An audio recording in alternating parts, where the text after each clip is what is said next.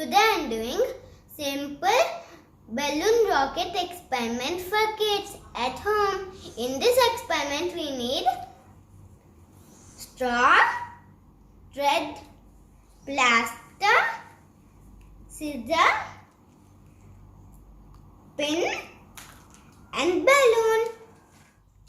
Now we already put the thread inside the straw and we put plaster because the thread will be stiff. Now let's blow the balloon. After blowing the balloon, I put the clip because it will hold the air inside the balloon.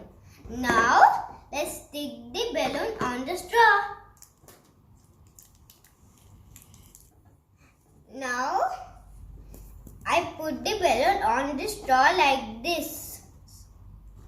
Now when I open the clip, the balloon will go up. It will go straight like a rocket.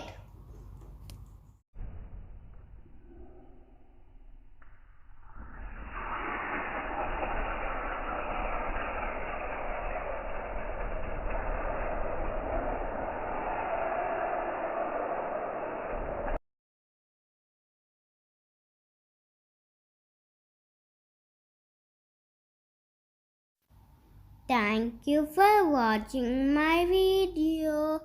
Bye bye.